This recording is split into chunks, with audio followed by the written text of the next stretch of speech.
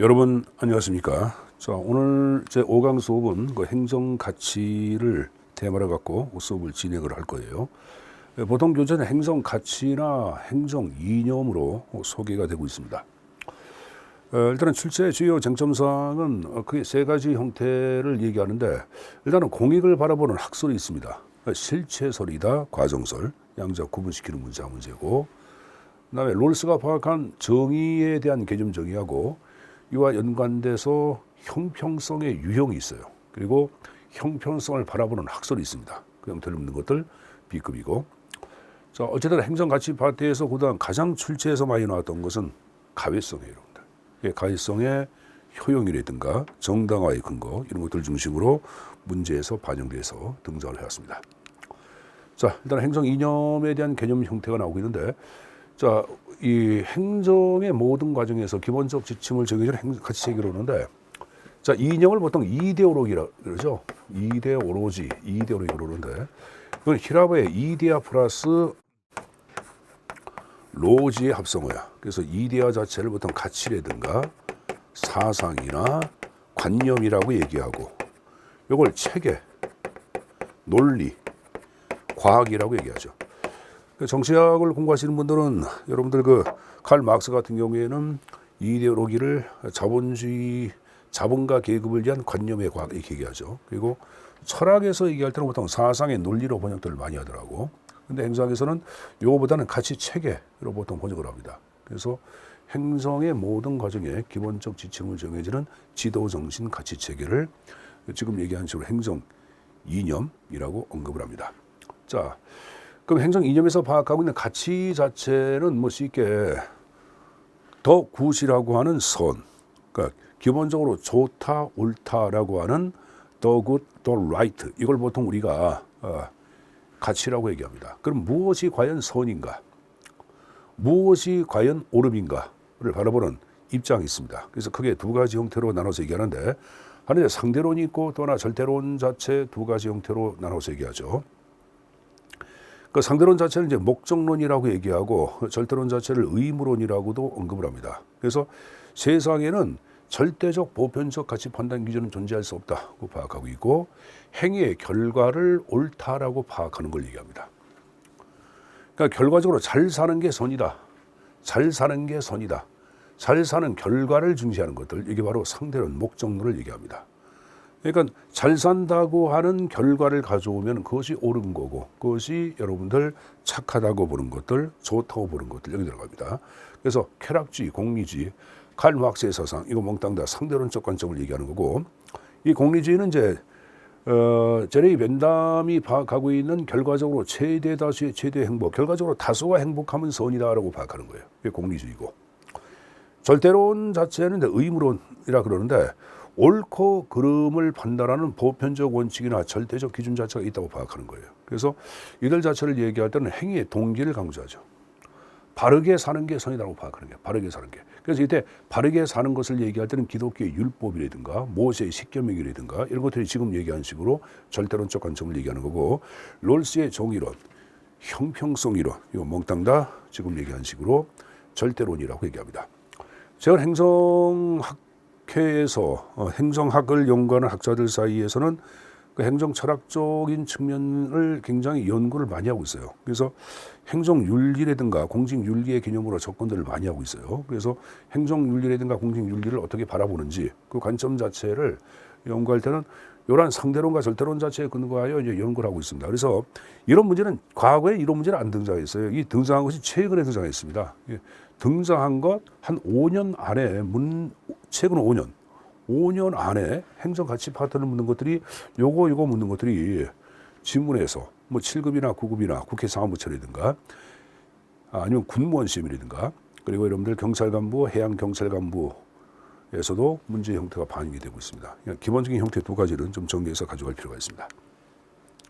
자, 그다음에 행정의 이제 가치를 얘기할 때는 크게 두 가지 형태로 보통 나눠서 얘기하는데, 이 본질적 가치가 있고 또 하나 여러분들 수단적 가치 두 가지 형태로 보통 나눠서 언급을 합니다. 그래서 이 본질적 가치 자체를 대표하는 것들을 얘기할 때는 공익이라든가 아니면 형평이라든가 자유라든가 평등, 이것을 이제 본질적 가치 형태로 파악하고 있고, 바로 지산적 가치를 대표하는 것은 합법성이라 능률성이라든가 효과성이라든가 뭐 합리성이라든가 신뢰성이라든가 가외성, 이런 것들을 지금 얘기한 수단적 가치 형태로 해석을 하죠. 그래서 이 본질적 가치를 얘기할 땐 빼놓을 수 없는 게 바로 공익이에요. 그래서 먼저 공익이 나오고 있고, 자, 공익에서는 출제에 나오는 것이 이 학설을 묻는 것이 등장을 해왔다고 말씀드렸습니다. 자, 일단은 공익은 아직까지 개념이 확정된 개념이 아니에요. 그러니까 어떤 분들은 공공의 이익이다, 일반성을 가진 불특정 다수의 이익이다, 아니면 여러분들 전체 이익이다, 국가의 이익이다, 뭐 다양한 형태로 개념을 정의합니다. 그래서 공익을 얘기할 때는 아직까지 확정된 개념이 아니라 불확정적 유동적 개념이라고 언급을 하죠. 자, 그럼 바로 이제 학설을 보겠는데, 학설은 크게 두 가지 용어로 나눠서 언급을 해요. 하나는 실체설이 있고 또 하나 과정설, 두 가지 형태로 보통 나눠서 언급을 합니다. 자, 우리가 실체설 자체에서 파악하고 있는 입장을 얘기할 때는 그게 실체를 어떻게 파악하고 있냐면은, 하나를 얘기할 때는 그게 실체를 파악하는 입장을 얘기합니다. 그 첫 번째 얘기할 때는 바로 뭐다? 공동사회의 이익이다. 두 번째, 절대적 가치다. 공공사의 이익이다, 절대적 가치다 라고 파악하는 것들, 이게 지금 얘기한 실체설의 입장이다 라고 생각하시면 됩니다. 그러면 이제 이 공동사회의 이익이 지금 얘기한 식으로 공익으로 파악할 때는 항상 공익이 사익보다 우선시된다고 보는 입장, 여기 들어가요. 여기 보시면은 공익은 사익의 우선시란 말이 나오죠. 그러니까 전체를 위해서 부분의 이익, 특수 이익은 희생할 수 있다고 파악하는 것들, 이게 실체설이에요. 그래서 전체주의 경향 자체가 내포된 것이 바로 실체설이죠. 그러니까 사익과는 별도의 실체를 갖고 있다, 이걸 얘기하는 건데, 그러니까 단순하게 사익을 합한 것이 공익에 불과하다, 그것이 아니라 공익은 단순한 사익의 합, 그거 아니라고 파악하는 거예요. 단순한 사익의 합, 이게 공익이 아니라 공익은 그 이상의 다른 것을 갖고 있다고 파악하는 것들, 이게 바로 실체설을 얘기합니다. 그러니까 전체주의 경향 자체가 내포되어 있으니까 집단주의 개념 자체가 내포되어 있죠. 자, 그리고 한 사회가 지향하는 궁극적 절대적 가치가 바로 뭐다? 공익이다라고 파악합니다. 그래서 궁극적 절대적 가치로 파악하는 것들, 여기서 공익을 궁극적 가치다 이렇게 얘기하죠, 여러분들. 그래서 이걸 규범설이라고도 얘기하고 적극설이라고도 얘기하죠. 그러니까 기독교에서 얘기하는 하나님의 말씀, 이런 것들을 얘기합니다. 그러니까 하나님의 말씀, 이런 것들은 이게 경험을 토대로 알 수 있는 것이 아니죠. 그래서 경험을 초월해서 알 수 있는 것들, 경험을 초월해서 존재하는 것들, 그래서 선험적 공공선, 이게 바로 공익이다, 이게 실체설의 입장을 얘기하는 거예요. 항상 공익이 사익보다 우선시되기 때문에 공익과 사익은 갈등할 수 없다, 이거 다 실체설이죠. 자, 과정설은 그게 아니죠. 사익 간에, 개인의 이익과 이익 간에 타협의 과정을 거쳐서 등장한 산물이 공익이다, 그래서 타협설이에요. 그러니까 공익은 개인의 이익을 보장하기 위해서 탄생한 거죠. 그래서 소극적으로 개념 정의하고 있고 개인주의설, 과정설이죠. 따라서 여러분들 개인의 이익을 강조하고 있는 다원주의 사회의 공익관을 얘기할 때는 과정설이죠. 서로 만나서 조정 타협하는 과정을 정치한다 그러죠. 그래서 정치화 과정의 산물 공익이다 이렇게 얘기하죠. 여러분들 서로 만나서 조정 타협하는 것은 경험한다고 봐야 되겠죠. 그래서 경험적 공익관이라고 얘기합니다. 그래서 개인의 이익을 떠난 전체 사회 이익은 존재할 수 없다고 파악하죠. 이쪽은 아까 공익은 단순한 사익의 합이 아니라 그랬죠. 근데 공익은 사익의 이익을 합한 것에 불과하다고 파악하는 거예요. 공익은 사익의 합에 해당되는 게 공익이다라고 파악하죠. 그리고 공익과 사익은 갈등할 수 있다 없다? 있다고 파악하는 것들 과정설이에요. 이 실체설과 과정설의 입장을 구분시키는 문제 형태가 의외로 많이 등장했습니다. 그래서 이건 좀 숙제해서 가져가시고, 그래서 일단은 본질적 가치 첫 번째 나온 게 공익 나왔고, 자, 두 번째 나온 게 정의가 나오고 있죠, 여러분들. 자, 정의의 개념 자체는 다양하지만 우리가 일반적인 여러분들 정의는 롤스가 70년대에 이 사람의 작품이 바로 정의론이고, 이 정의론에서 파악하고 있는 정의의 원칙에 근거하여 정의의 속성이나 본질을 언급을 합니다. 그래서 정의를 얘기할 땐 여러분들 롤스의 정의론 자체에 관한 내용을 전제해서 가져가셔야 합니다. 자, 롤스는 이런 얘기하죠. 이상사회를 구현하기 위한 최선의 기본적인 전제 조건이 다름 아닌 공익이다라고 파악하고 있고, 이 공익이 구현되기 위해서는 두 가지 원리 원칙 자체가 구현돼야 한다. 그리고 이런 원리 원칙이 구현되기 위한 전제 조건으로서 가설적 상황을 설정해 놓고 있는데, 이 바로 원초적 상태, 여러분들. 가설적 상황을 설정해 놓다. 원초적 상태. 이 원초적 상태를 얘기할 때는 모든 것이 처음 시작되는 상태를 얘기합니다. 자, 우리가 지구상에 처음 태어났죠. 원초가 되는 거예요. 자, 여러분들이 공무원이나 군무원 시험에 합격을 해서 들어갔다. 그것도 맨 처음 시작되죠. 그것도 원초가 되는 거예요. 그럼 원초적 상태에 있는 개인은 무엇이 나한테 유리하고 무엇이 나한테 불리한지 알 수 없다고 파악합니다. 그럼 무엇이 나한테 유리하고 무엇이 나한테 불리한지 알 수 없다. 이걸 무지의 베일에 쌓여 있다고 얘기하죠. 그럼 이 무지의 베일에 쌓인 인간은 인간이 가져야 할 최선의 인권과 자유를 최대로 보장받기 위하여 두 가지의 원리 원칙에 대해서 합의를 본다고 파악하고 있어요. 그 하나가 제1의 원칙이고 또 하나가 제2의 원칙이다라고 파악하고 있는데, 자, 제1의 원칙을 얘기할 때는 기본적 자유의 평등의 원리라 그러죠. 모든 사람 누구나 똑같이 최대한 기본적 자유를 최대한 향해할 수 있다 그 말이에요, 여러분들. 누구나 신체의 자유가 있고 거주 이전의 자유가 있고 양심의 자유가 있고, 그렇죠 여러분들? 기본적 자유의 평등의 원리예요. 자, 그다음에 제2 원칙은 두 가지로 나눠서 얘기하는데, 하나가 기회균등과 차등이에요. 자, 기회균등은 모든 직이나 모든 공직은 모든 사람들한테 기회균등하게 개방되어 있어야 한다. 기회균등이죠. 차등의 원리를 다른 말로 불평등의 원리라 그러고, 이걸 차등 조정의 원리라고 표현하기도 하고 불평등 조정의 원리라고 표현하기도 합니다. 그러면 차등의 원리를 얘기할 때는 롤스는 유일하게 차등이란 말, 불평등이란 말이 여러분들 정당화되는 곳이 있다고 파악해요. 바로 이거예요, 여러분들. 그동안 사회적으로 혜택을 받지 못한 최소 수혜자, 그러니까 극빈계층이라든가 장애인이라든가 이러한 최소 수혜자의 이익을 최대로 보장해주는 차등은 정당화될 수 있다고 파악하고 있는 것이 롤스예요, 여러분들. 그래서 최소 수혜자 이익을 최대로 보장해주는 것을 맥시밀의 원리라 그러고, 이걸 번역할 때 최소 극대화의 원리라고 번역하기도 합니다. 과거에는 맥시민 자체를 최대 극소화라고 번역한 사람도 있는데, 이게 출제에선 두 번 나왔고 최소 극대화, 최대 극대화 해가지고 최대 극소화 해가지고 고르는 문제가 나왔었어요. 그래서 지금은 이거로 통일이 됐습니다. 최소 극대화 원리. 근데 롤스의 정의론 자체는 잘 보세요, 여러분들. 지금 제가 제1과 제2를 얘기했는데, 여러분들 제1과 제2는 소수야 기수야. 소수는 순서가 있는 걸 얘기하죠. 네가 제1인자, 제가 제2인자. 그럼 순서가 있어 없어? 순서가 있죠, 여러분들.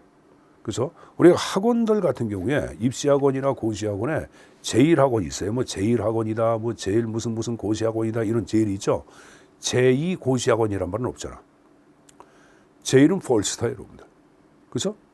그래서 이것은 항상 순서가 있는 거예요. 자, 순서가 있다 그랬어요. 즉 제1의 원리가 구현되고 난 다음에 제2로 가는 거예요. 자, 볼까요?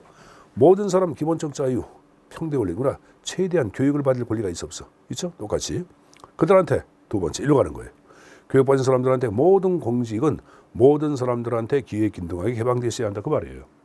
그 다음에 차등의 원리예요. 그러니까 10명의 공무원을 뽑는데 15명의 동의 합격자가 발생했다. 그럼 이때는 어떻게 하냐?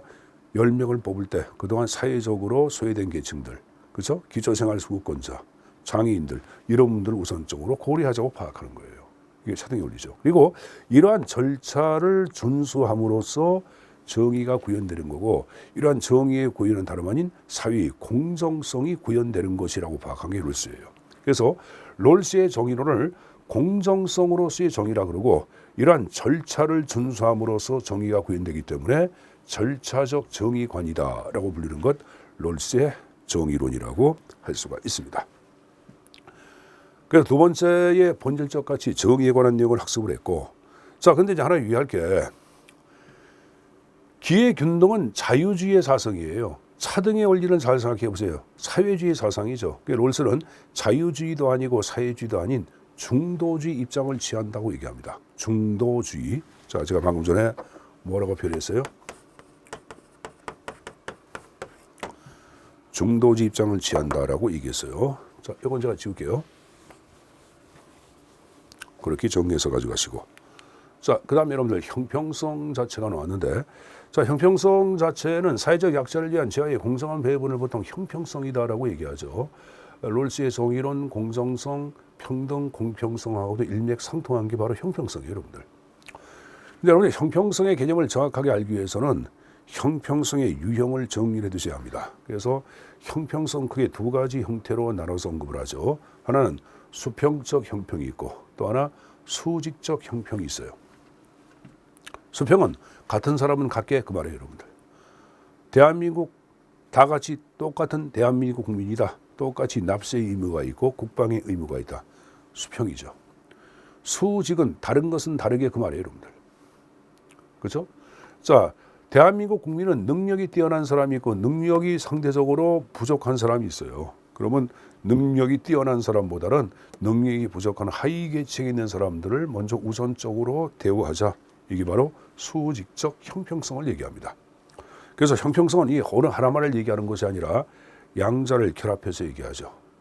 경우에 따라서는 같은 사람을 같게 취급하고 경우에 따라서는 다른 사람을 다르게 취급함으로써 재와의 공정한 배분이 이루어지는 것을 보통 우리는 형평성이다라고 언급을 합니다. 자, 그다음에 형평성을 바라보는 학설이 있는데 평등이론, 실적이론, 욕구이론 세 가지 형태로 보통 나눠서 얘기하죠. 평등이론 자체를 얘기할 때는 모든 재화나 모든 가치는 결과적으로 누구나 똑같이 배분하자고 파악하는 거예요. 결과적으로 똑같이 배분. 그래서 획일적, 기계적 평등이다라고 얘기하고 1인 1표제 같은 경우에 평등 선거를 대표한다고 볼 수 있겠고 실적이론 자체를 얘기할 때는 자, 기회의 공평을 추구하는 거예요. 기회의 공평.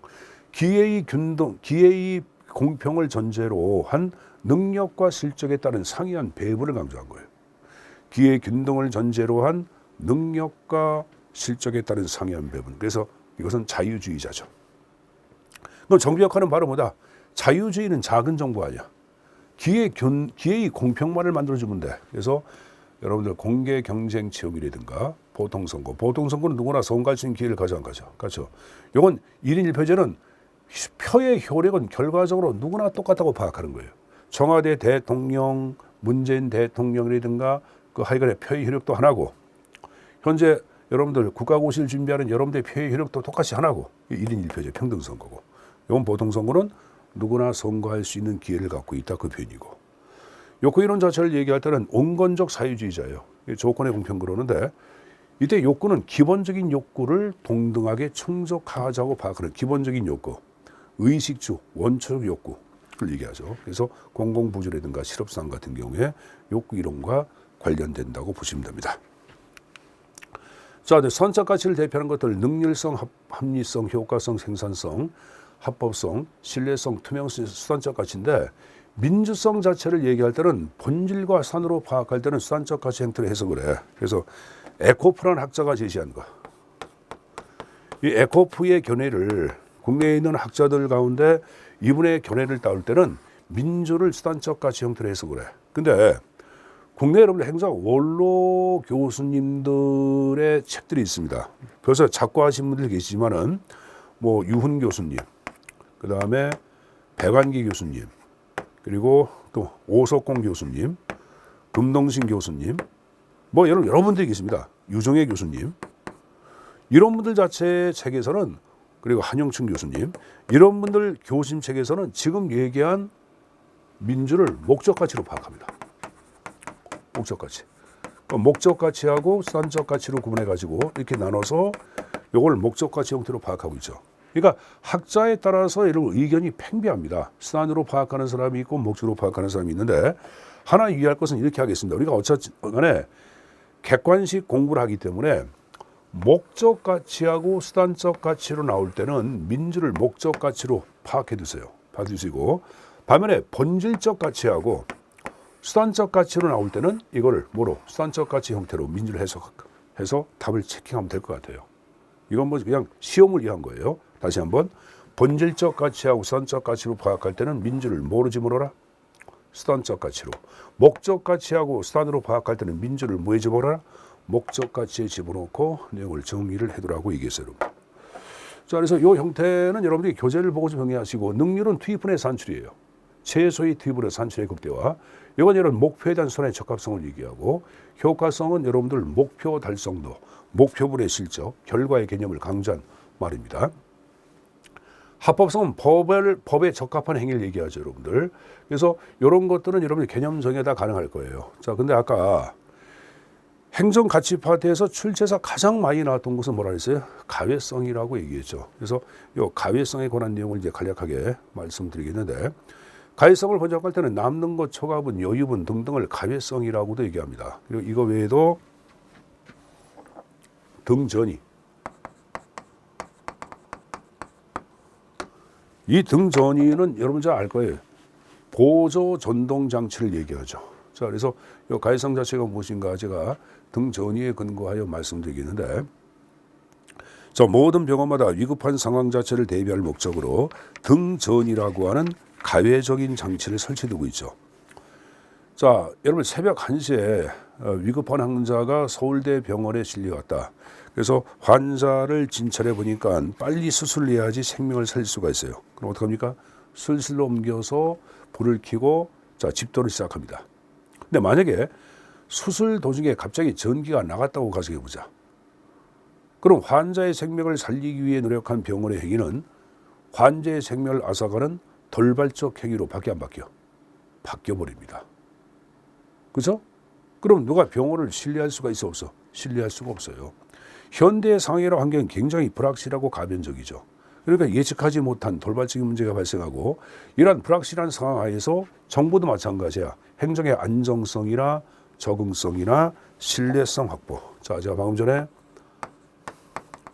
안정성, 적응성, 신뢰성 확보를 위해서 강조가 되는 게 가외성이에요. 또 가외성 자체를 얘기할 때는 이거 외에도 또 뭐가 있을까요, 여러분들? 정확성 확보죠. 법원에서 재판을 3번씩 하고 있다. 이것도 가외성이에요. 왜? 재판 결과의 정확성 확보를 위해서 하는 거죠. 여러분, 그리고 쓰다가 남은 게 있어. 그럼 나무 갖고 뭐 할까 하고 생각을 해야 돼. 해서 새로운 걸 계속 만들어 가죠. 이게 바로 뭐야? 창조성 확보, 여러분들. 이를 위해서 필요한 것 가외성이다라고 언급을 합니다. 그래서 여러분들 요거는 좀 정리해 두세요. 안정성, 적응성, 신뢰성, 정확성, 창조성 확보를 위해서 가외성이 필요하다 하는 것 정도는 정리해서 가져가십시오, 여러분들. 뭐 특징은 뭐 설명 안 해도 알겠고, 적용 사례는 나눈다, 여러분들, 아니면 중복, 중첩됐다, 보완한다, 이거 다 가외성에 들어간다고 보시면 됩니다. 나눴죠? 삼심제, 양원제, 상원원 나눴죠? 주정부 있고 연방정부 있죠? 보조 엔진. 막료 자체는 보완의 역할을 담당하죠. 참모죠. 가외성이고. 지금 얘기한 식으로 가외성 장치에 들어간다라고 보시면 됩니다. 그 이쪽에 아예 출제 만장일치, 계층제, 직고나. 이건 가외성과 관계가 없죠. 이걸 집어넣고 가외성과 관계없는 현상을 물어볼 수 있겠죠, 여러분들. 자, 이렇게 내용 정리해서 가져가시고. 자, 그럼 이제 가외성 자체의 속성을 대표하는 것들, 여기 몇 가지 형태를 제시해 놓고 있습니다. 자, 첫 번째 중첩성이 나왔는데, 이 중첩성 자체를 얘기할 땐 여러분들 뭐냐 하면은 오버래핑이에요. 이게 일정 부분 여러분들 중첩된 현상을 얘기합니다. 그래서 이 중첩된 현상에서 서로 여러분들 협력해 나가는 걸 얘기해요. 협력. 자, 소화기관 같은 경우도 여러분들 위하고 간 자체가 일정 부분 중첩돼서 서로 협력을 하죠, 여러분들. 그렇죠? 이런 경우가 있어요. 뭐 고시학원 같은 경우에 영어를 담당하는 분이 3분이 계시다. 그럼 한 분은 독해, 한 분은 어휘, 한 분은 뭡니까? 문법을 담당하면서 일정 부분 중첩해서 협력적 관계를 형성할 수 있어 없어? 있죠. 이게 지금 얘기한 중첩성을 얘기하는 거예요. 근데 요놈하고 혼동을 많이 하는 게 이 반복성인데, 반복은 듀플리케이션이에요. 그러니까 영어란 과목 자체를 두 분의 선생님이 똑같은 내용을 수업하는 거예요. 둘 다 문법. 이게 반복성이에요. 그러니까 동일한 기능 자체를 여러 기관이 독자적으로 수행하다 보니까 서로 갈등을 야기할 위험성이 없어. 있죠. 이 바로 반복성을 얘기하죠. 그다음에 동등 잠재력 자체를 얘기할 때는 아까 얘기한 식으로 뭡니까? 보조 전동 장치, 이런 것들이 바로 동등 잠재력이라고 말씀드렸습니다. 그렇게 해서 가져가시고, 자, 그럼 현실적으로 가외성 자체의 정당화의 근거, 아까 얘기했죠? 불확성의 시대에서 정당화된다. 자, 신경구조. 이 신경구조는 체제성과 같은 말이에요. 자, 오늘 모든 조직은 광범위한 신경세포로 연결되어 있죠. 그래서 만약에 한쪽 신경세포가 잘못됐다 그러면 전체 신경조직에 치명상을 줍니다. 그래서 빨리 잘못된 신경세포를 끄집어내고 다른 신경세포를 투입함으로써 전체 조직의 생명력을 확보할 수 있죠. 그래서 이게 신경구조 체제성이에요. 또 협상할 때도 협상 카드를 하나, 둘, 셋, 네 개 정도는 갖고 들어 협상을 하죠. 다 가외성이 반영된 현상이라고 할 수가 있겠죠. 자, 효용 아까 얘기한 거 신뢰성과 안정성, 적응성과 대응성, 창조성, 정확성 확보 한번 얘기해서 했어요. 그렇죠, 여러분들. 근데 가외성은 여러분들 보통 능률과 경제하고는 좀 여러분들 충돌 관계가 있겠죠. 여러분들 투입할 때부터 남는 게 여러분들 바로 뭐냐? 가외성이에요. 능률은 여러분들 최소의 투입으로